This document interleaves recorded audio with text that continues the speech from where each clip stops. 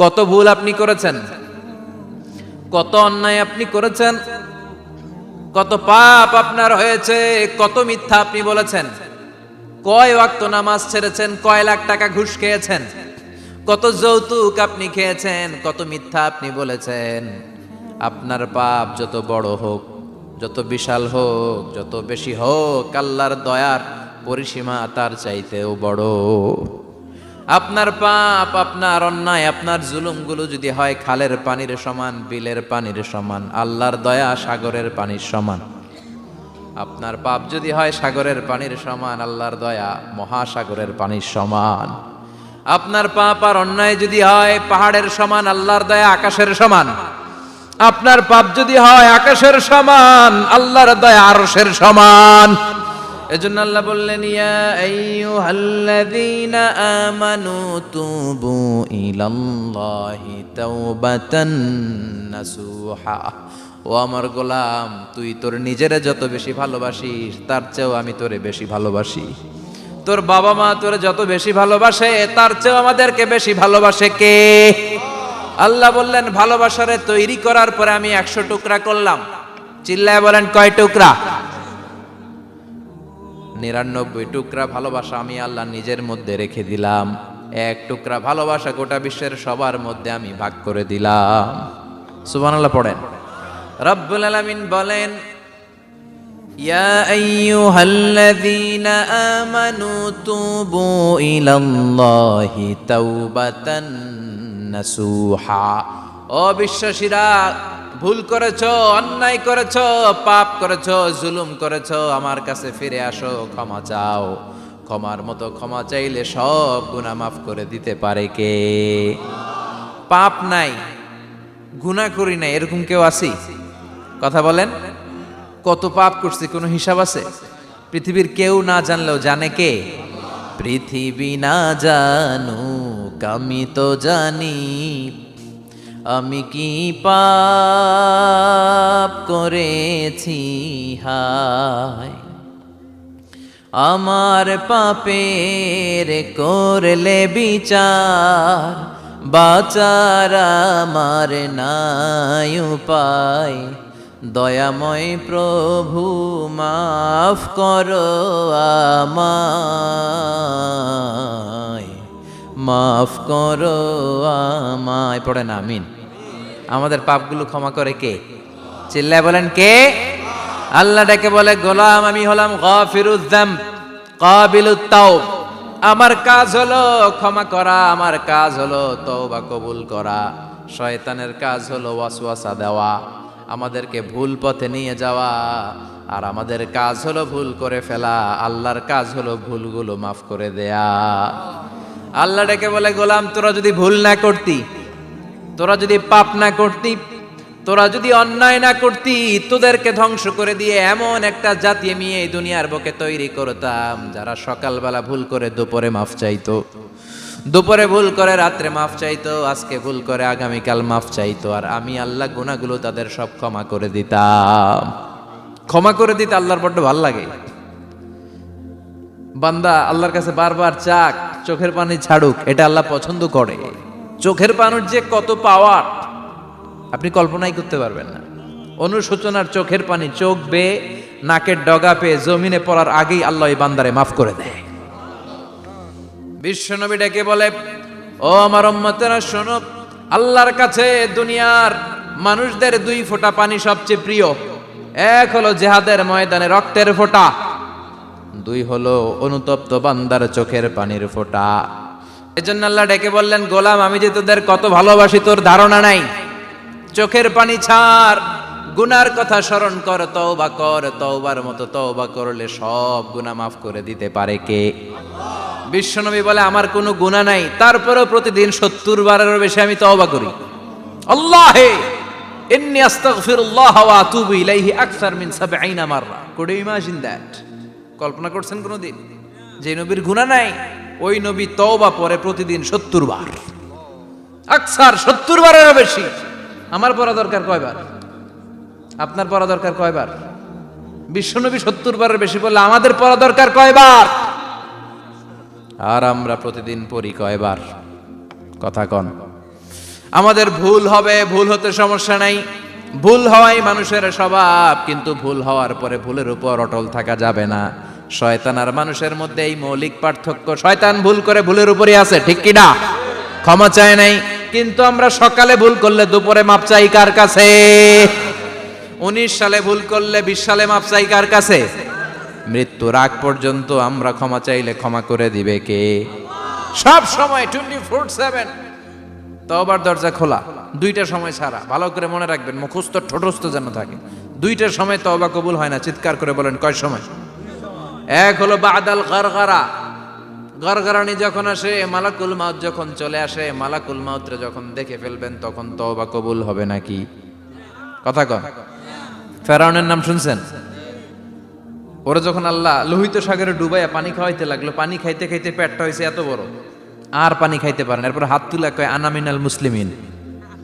কোরআনের আয়াত, আনা মিনাল, হাত তুলে কয় আমি মুসলমান। ফেরাউন না বলে মুসলমান, আমরা যাবো কই? কথা কহ। ফেরাউন হাত তুলে কয় আনা মিনাল মুসলিমিন। আল্লাহ কয় টাইম ইজ আপ, দেরি করছস, অনেক সময় দিলাম, অনেক সুস্থ রেখেছি, ক্ষমতা দিয়েছি, দাপট দিয়েছি, তখন যদি ঘাটটা নত করে, মাথাটা নত করে একবার ক্ষমা চাইতি, ফেরাউন তোরেও ক্ষমা করে দিতাম। কিন্তু সময় শেষ হওয়ার পরে আমি মুসলমানদের অন্তর্ভুক্ত বললে কোনো লাভ হবে নাকি? আল্লাহ বলল সময় নাই, সময় শেষ। কারণ মুসা আলাইহিস সালামের চাচাতো ভাই অনেক দাওয়াত দিল, জাকাত দে। কারণকে জাকাত দিব না, এই সম্পদ আমি কামাইছি, আল্লাহ দেয় নাই। মুসা আলাইহিস সালাম বললেন তাহলে আযাবের অপেক্ষা কর। আযাব চলে আসলো। আল্লাহ বলেন মুসা সেফ জোনে যাও, সরো, এখনই আযাব। ফাখাসাফনা বিহি ওয়া বিদারিহিল আরদ, পুরো ফাইয়ুমের জমিনটার আল্লাহ কাঁপিয়ে দিলেন, আর কারণকে সহ পুরো সম্পত্তি তার জামিনের ভিতরে দাবিয়ে দিলেন। হাঁটু পর্যন্ত কারণ দেবে যায়, ভাবছে উঠে যাবে। কোমর পর্যন্ত দেবে যায়, ভাবছে উঠে যাবে। গলা পর্যন্ত যখন দেবে যায় আর সুযোগ নাই। কয় মুসা আমার সব সম্পত্তি তোরে আর তোর আল্লাহরে দিয়ে দিলাম, আমারে বাঁচা, আমারে সব সম্পত্তি তোর আর তোর আল্লাহর, আমারে খালি বাঁচা, চাচা আপন প্রাণ। আল্লাহ বলে সময় শেষ। তার মানে বাদাল গারগারা তওবা কিন্তু আর কবুল হয়? এই হলো একটা। নাম্বার 2, বাদা তুলুই শামসি মিন মাগরিবিহা, প্রতিদিন চাঁদোলাতে সূর্য কোন দিক দিয়ে ওঠে? কথা কয় না? পূর্ব দিকে।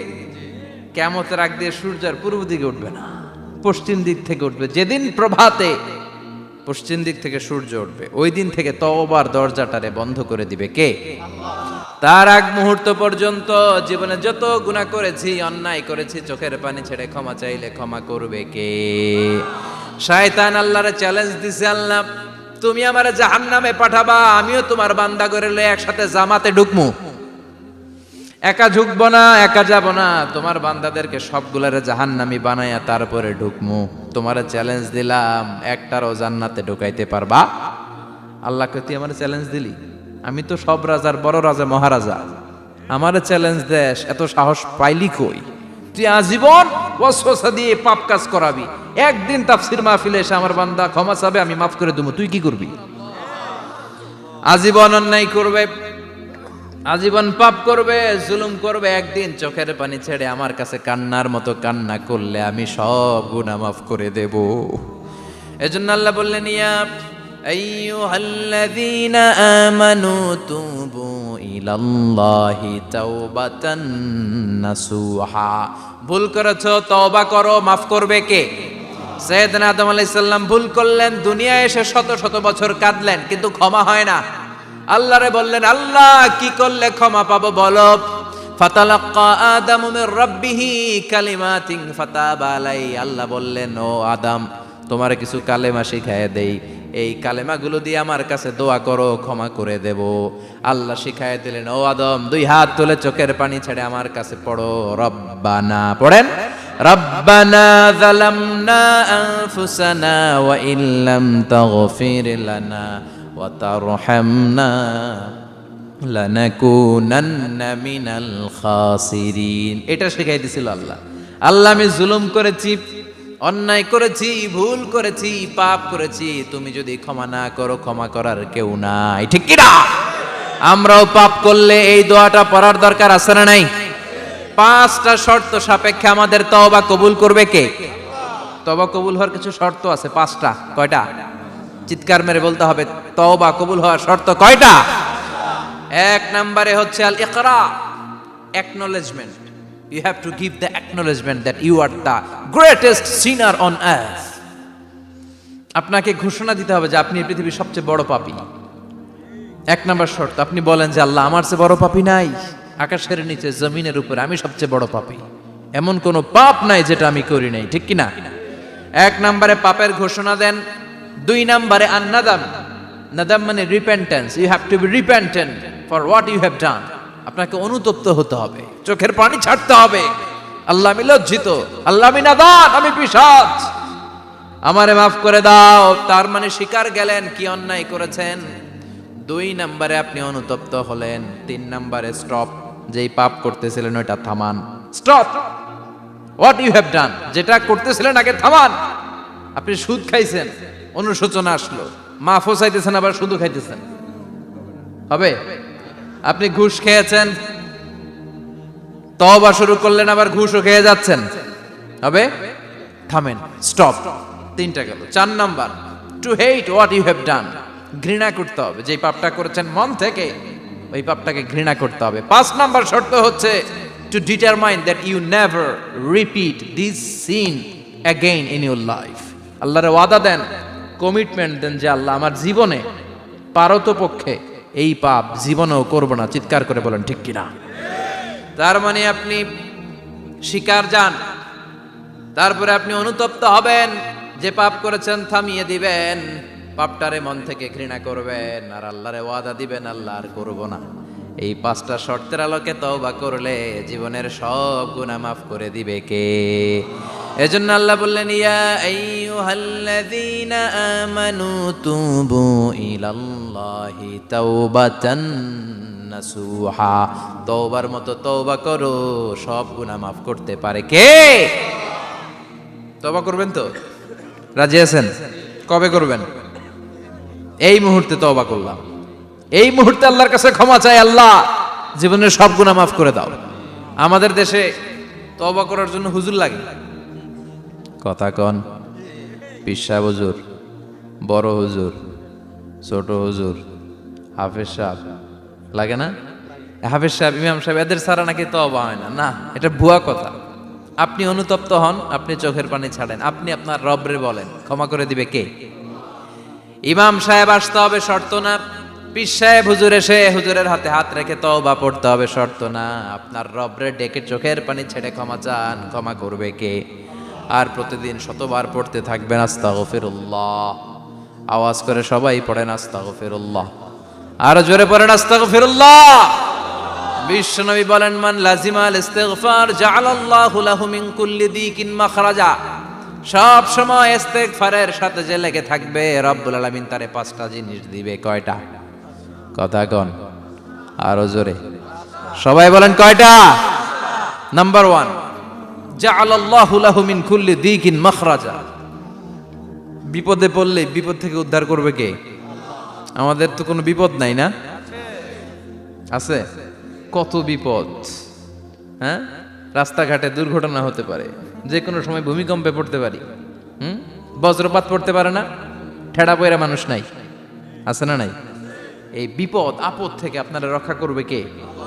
যদি আপনি ইস্তেগফারের সাথে আঠার মতো লেগে থাকেন। কিসের সাথে? কথা বলেন। ইস্তেগফারের সাথে লেগে থাকতে পারলে 1 নাম্বার হচ্ছে বিপদে পড়লে আপনারে মুক্ত করে দিবে কে? 2 নাম্বার, ওমিন কুল্লি হাম্মিন ফারাজা, যে কোনো ধরনের টেনশন, হাইপার টেনশন থেকে বাঁচায় দিবে কে? আমাদের তো টেনশন মেনশন নাই না? আছে?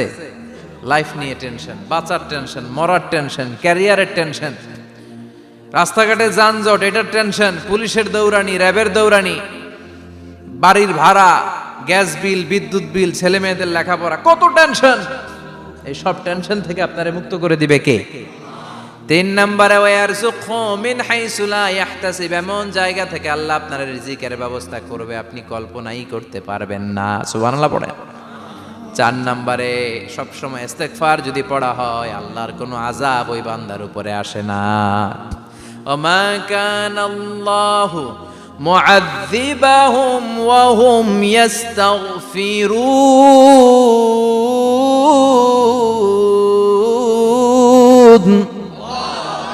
যতক্ষণ আমার বান্দা আমার কাছে ইস্তেগফার পড়তে থাকে আমার কোনো আযাব বান্দারে পাবে না। যতক্ষণ ইস্তেগফার পড়বেন আল্লাহর কোনো আযাব আপনার উপর আসবে না। চারটা গেল। 5 নাম্বার, বারবার ইস্তেগফার পড়লে রফিক ভাই আল্লাহ আপনার মুস্তাজাবুদ দাওয়া বানিয়ে দিবে। দোয়া করা মাত্র কবুল করে নেবে কে? মুস্তাজাবুদ দাওয়া বুঝেন তো? মানে যিনি হাত তুলতে দেরি কবুল হতে দেরি হয় না। বারবার বারবার ইস্তেগফার পড়ে দেখেন যে আপনার দোয়া কেমনে কবুল হয়।